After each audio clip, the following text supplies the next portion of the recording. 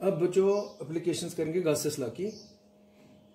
तो पहली एप्लीकेशन है you have to calculate electric field intensity at a point due to an infinitely long linear charge. अब आपने Gauss's law का use करना है, जैसे आपको याद ही होगा लास्ट टाइम गॉस लॉ हमने पढ़ा था, लास्ट वीडियो देखिएगा जरा। तो ये गॉस लॉ है, इसका भी यूज करूंगा मैं। ओके, उसी को बोलते हैं application of Gauss law. Again very important question. तो पहले एप्लीकेशन आपने क्या करना है, एक इनफाइनाइटली लॉन्ग लीनियर चार्ज लेना है। ये देखिए, ये एक इनफाइनाइटली लॉन्ग लीनियर चार्ज है। ओके, और इसके बाहर किसी एक पॉइंट पे आपको इलेक्ट्रिक फील्ड इंटेंसिटी निकालनी होगी, उसका मैग्नीट्यूड, उसकी डायरेक्शन, लेकिन यूज करना है गॉस लॉ।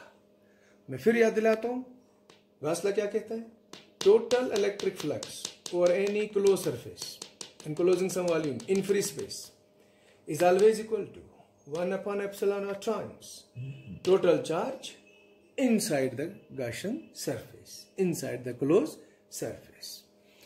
तो अब शुरू करेंगे हम, बहुत ही आसान। लीजिए एक इनफाइनेटली लॉन्ग लीनियर चार्ज है, राइट, खुद देख रहे हैं आप, इनफाइनेटली लॉन्ग है, जिसकी लीनियर चार्ज डेंसिटी हमें मालूम है, यानी चार्ज पर यूनिट लेंथ कितना है हमें मालूम है, हमें पढ़ चुके हैं, यो जो है डिस्ट्रीब्यूशन ऑफ चार्ज हम पढ़ चुके हैं। तो एक इनफाइनेटली लॉन्ग है, इसलिए मुझे पर यूनिट लेंथ चार्ज का पता होना जरूरी है। तो लीजिए, ये मैंने लिखा है लैम्डा हमें मालूम है। What is this lambda? This is linear charge density, जिसका मतलब होता है charge per unit length. Unit length अगर ये इनफाइनेटली लॉन्ग है, तो अगर यूनिट लेंथ का चार्ज हमें मालूम होगा तो पूरे इस इनफाइनिटी लॉन्ग पे हम कंडक्टर पे चार्ज निकाल सकते हैं। इसलिए हमें मालूम है कि यूनिट लेंथ पर चार्ज कितना है, that is called linear charge density and that is divided by lambda. तो अब आप निकालिए इलेक्ट्रिक फील्ड इंटेंसिटी। तो ये आपका लीनियर चार्ज ऐसे है, तो किसी एक पॉइंट पे इसके बाहर निकालिए इलेक्ट्रिक फील्ड इंटेंसिटी। अब हमने चुना गॉसेस लॉ का यूज करना है, तो हमें बाहर एक गॉसियन सरफेस लेनी होगी। तो गॉसियन सरफेस कैसी होगी वो आपको मैं सिखाऊंगा। लीजिए, हम एक पॉइंट जाते हैं इस लीनियर चार्ज से दूर, ये पॉइंट P लिया मैंने, जो कि at a distance of R लेता हूं मैं, यहां तक। ठीक है जी। अब इस पॉइंट पे इलेक्ट्रिक फील्ड इंटेंसिटी क्या होगी वो निकालनी होगी। अब आपको तो मालूम है कि सोर्स मेरा पॉजिटिव चार्ज है, तो इलेक्ट्रिक फील्ड इंटेंसिटी की डायरेक्शन होगी आउटवर्ड्स, हर पॉइंट पे इसके बाहर आउटवर्ड्स होगी। लेकिन मैग्नीट्यूड कितना होगा वो हमें निकालना होगा, यूज करना होगा गॉस लॉ का। तो चलिए देखिए हम क्या करते हैं। हमें क्या करना होगा, इतना ही डिस्टेंस लेके, राइट, हमें एक गॉसियन सरफेस बनानी होगी। ओके, इतना ही रेडियस लेके हमें एक गॉसियन सरफेस इसी पॉइंट के थ्रू यहां पे बनाता हूं मैं।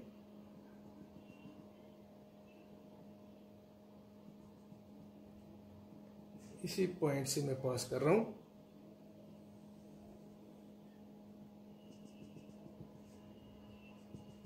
ये देखिए, ये सिलेंड्रिकल शेप की बनी गॉसियन सरफेस, और इसकी हाइट या इसकी लेंथ हम मान लेते हैं L, हाइट कहो या लेंथ कहो, राइट। और इस गॉसियन सरफेस का रेडियस बनेगा ये R। अब इस पॉइंट P पे हमें इलेक्ट्रिक फील्ड इंटेंसिटी निकालनी है। ओके, मैग्नीट्यूड और डायरेक्शन इलेक्ट्रिक फील्ड का क्या होगा। अब चुनाच मैंने गॉस लॉ का यूज करना है, तो गॉसियन सरफेस मैंने ले ली, चूज करी, तो ये सिलेंड्रिकल बन गई। ओके, अब इस गॉसियन सरफेस की तीन फेसेस बनी।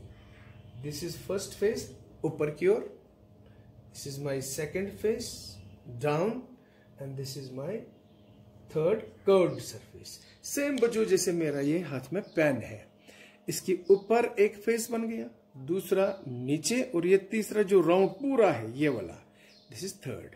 तो ये तीन फेसेस बनी इसकी। ओके, तो मैंने अब क्या करना होगा बच्चों, मैंने चुना गॉस लॉ यूज करना है, तो मैं इस क्वेश्चन में दो चीजें निकालूंगा।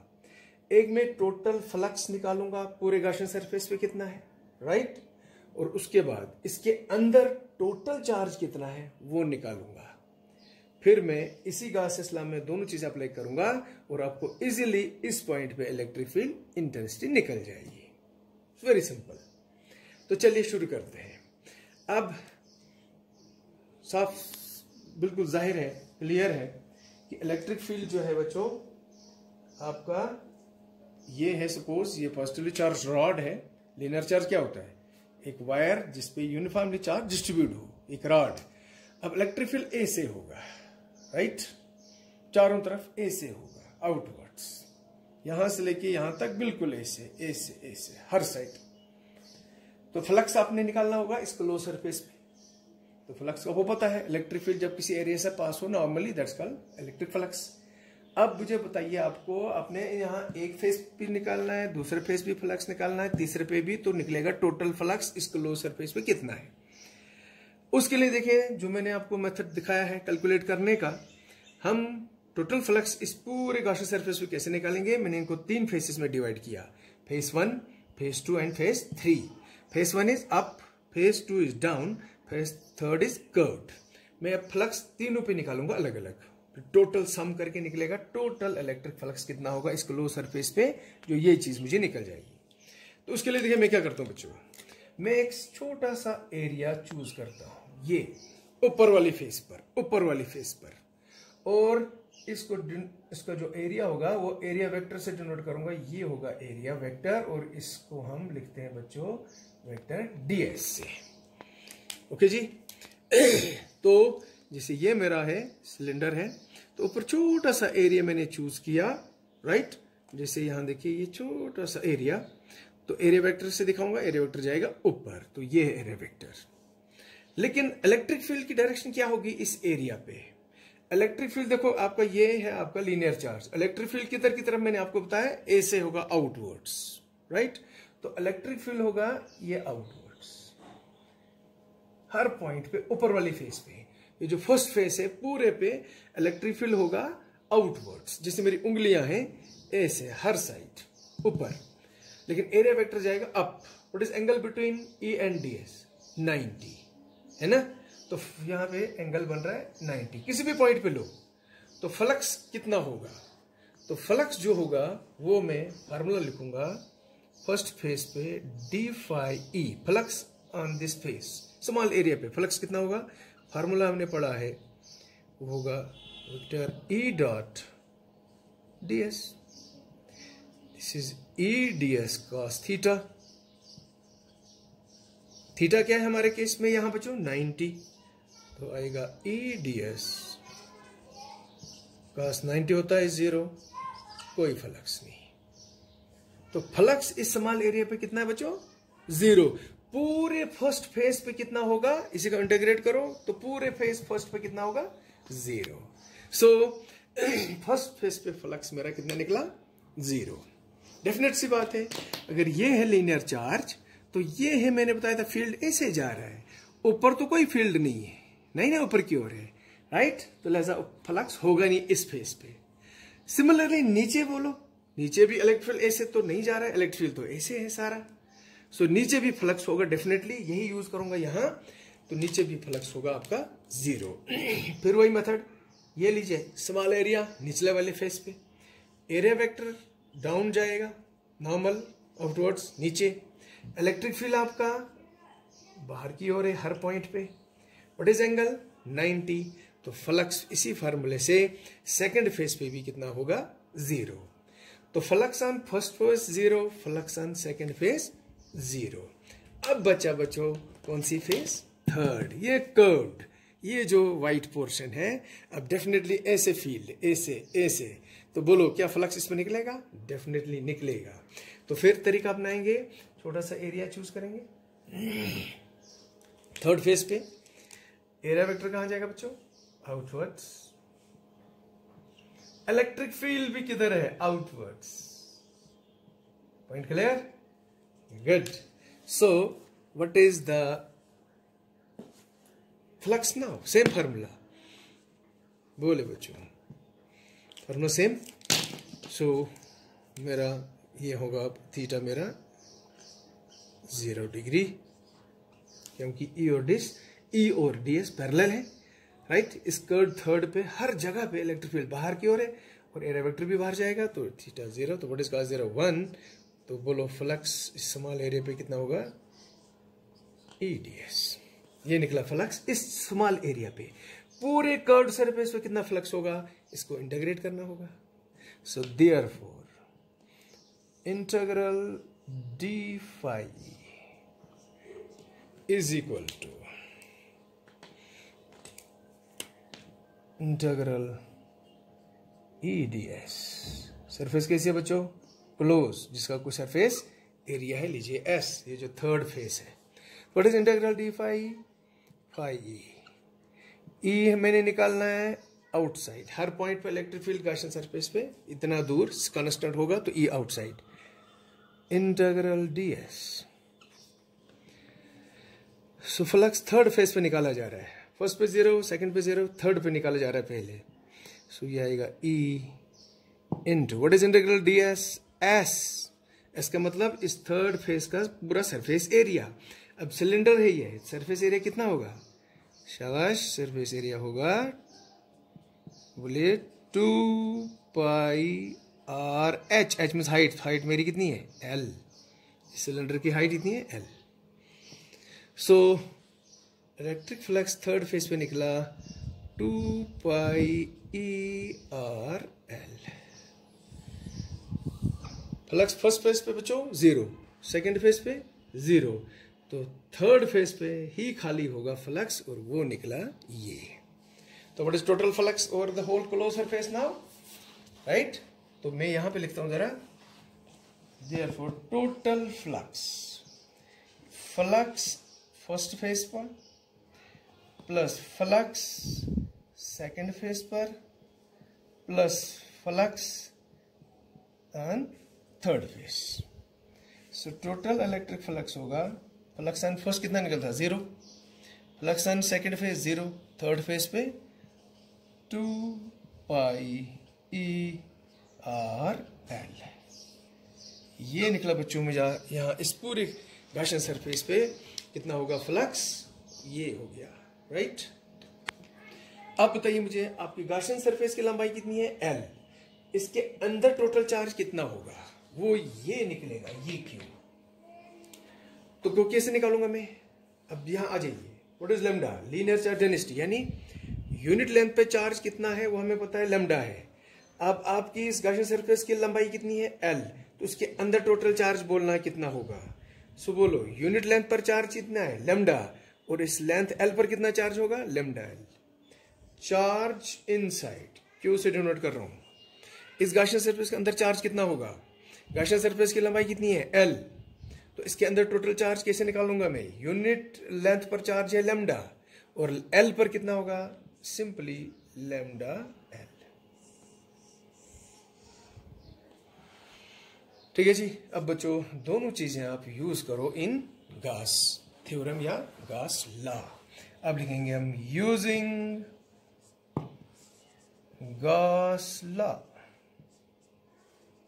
हो गया, एप्लीकेशन इसी को बोलते हैं, अप्लाई हो रही है गॉस लॉ। बोलिए टोटल इलेक्ट्रिक फ्लक्स क्या है, 2 pi ERL is equal to 1 by epsilon not. Total charge enclosing या टोटल चार्ज इनसाइड कितना है, वो लैम्डा L। यह है टोटल इलेक्ट्रिक फ्लक्स और यह टोटल चार्ज इनसाइड।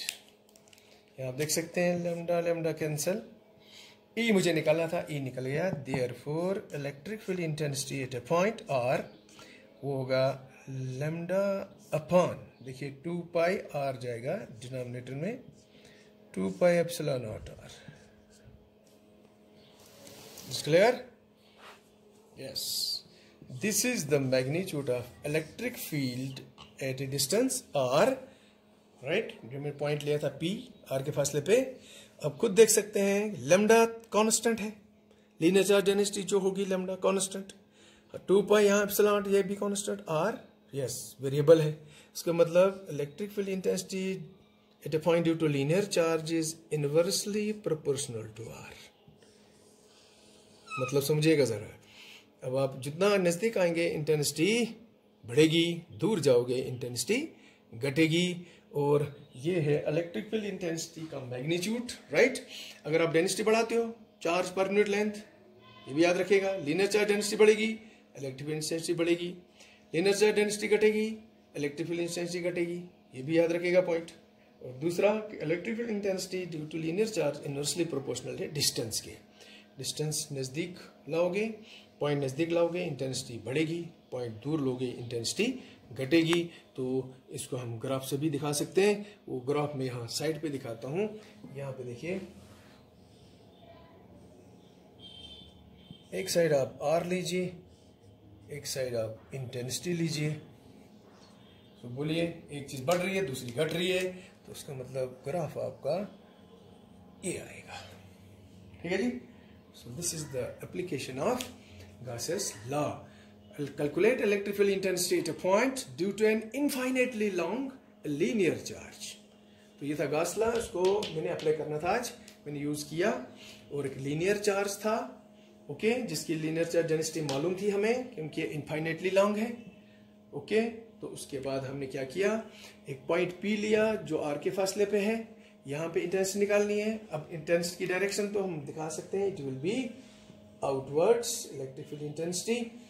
ओके, अगर इसी को मैं फिर वेक्टर फॉर्म में लाऊं तो फिर मुझे अब यूनिट वेक्टर लगाना पड़ेगा, तो मुझे ऐसे लिखना पड़ेगा। वेक्टर भी दिखाऊंगा, डायरेक्शन भी दिखा रहा हूँ, lambda by 2 pi epsilon not, और यहाँ मैं यूनिट वेक्टर n दिखाऊंगा डायरेक्शन, और ये होगा आउटवर्ड्स, जैसे ये आउटवर्ड्स। ठीक है जी। सो फिर हमने क्या किया, एक गॉसियन सरफेस ले ली सिलेंड्रिकल, इसका रेडियस r बनेगा। फिर इस गॉसियन सरफेस की 3 फेसेस बनी, face 1 top, face 2 bottom, face 3 curved surface. तीनों पे मैंने फ्लक्स निकाला, टॉप पे 0 निकला, बॉटम पे 0 निकला, सिर्फ कर्व्ड सरफेस पे फ्लक्स निकला, और वो आपका सामने मैंने यहाँ पे कैलकुलेट किया, फार्मूला E.ds लगाया, तो ये निकला टोटल इलेक्ट्रिक फ्लक्स। उसके बाद इसी गॉसियन सरफेस के अंदर टोटल चार्ज निकाला, कितना निकला वो भी निकला। फिर गॉस लॉ में दोनों चीज़ें अप्लाई की, तो इलेक्ट्रिक फील्ड इंटेंसिटी की एक्सप्रेशन आपके सामने। और ये जो एक्सप्रेशन है ये मैं क्या बताती है, अगर आप लीनियर चार्ज डेंसिटी बढ़ाते हो इलेक्ट्रिक फील्ड इंटेंसिटी बढ़ेगी पॉइंट पे, अगर ये घटाते हो ये भी घटेगा। नंबर 2, अगर आप दूर जा रहे हो लीनियर चार्ज से तो इंटेंसिटी घटेगी, अगर नज़दीक आ रहे हो इंटेंसिटी बढ़ेगी। ये पॉइंट ग्राफ से भी clear. So this is first application of Gauss law, very very important बच्चों, इसको बार बार देखिएगा वीडियो को तो आपको क्लियर हो जाएगा। इसके बाद हमारी नेक्स्ट एप्लीकेशन इसके बाद आएगी। Thank you very much.